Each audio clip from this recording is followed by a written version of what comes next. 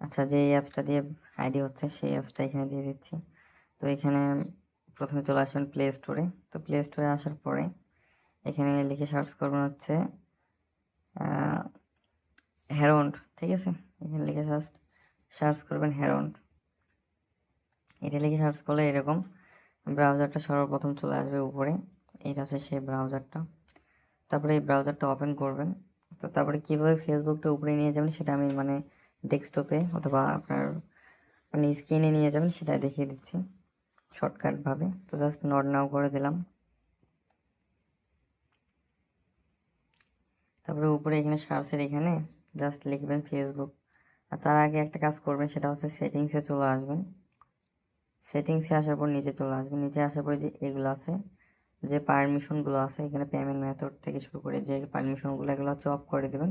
তারপরে এখানে চলে আসবেন সাইট সেটিং। এখান থেকে যে পারমিশনগুলো আপনার মনে হবে যে অফ করা দরকার, তো এখান থেকে সবগুলো সাউন্ড থেকে শুরু করে যা আছে এগুলো সব অফ করে দেবেন, ঠিক আছে। তারপরে হচ্ছে এখানে ফেসবুক লিখবেন। ফেসবুক লিখে সার্চ করবেন। তো ফেসবুক লিখে সার্চ করলে এরকম ইন্টারফেস চলে আসবে। এখানে চাপ দিয়ে ধরে থাকবেন ফেসবুকের উপর, মানে এই যে এই লেখাটার উপর চাপ দিয়ে ধরে থাকার পরে এখান থেকে open in new tab, just এখানে একবার ক্লিক করবেন। তাহলে এটা হচ্ছে নিউ ট্যাবে ওপেন হবে ফেসবুকটা। এখানে চলে আসবেন। তারপরে যে ফেসবুকটা যে এখানে আসলো, এই ফেসবুকটা আমরা হচ্ছে হোমে নিয়ে যাব, ঠিক আছে।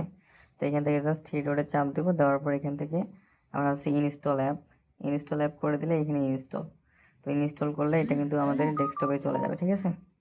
তো এই হচ্ছে এই হচ্ছে অ্যাপসের কাজ। তো এখানে আর কিছু করা লাগবে না, এই যে অ্যাপসটা এটাই। তো আমার যখন আমি ভিডিওটা এডিট করছিলাম তখন কিন্তু এটার লগোটা একটু অন্যরকম দেখাইছিল। তার কারণ হচ্ছে এটা আমার ফেসবুকে ওইটাই সেম ছিল, মাঝে মধ্যে এরকম হচ্ছে আর কি।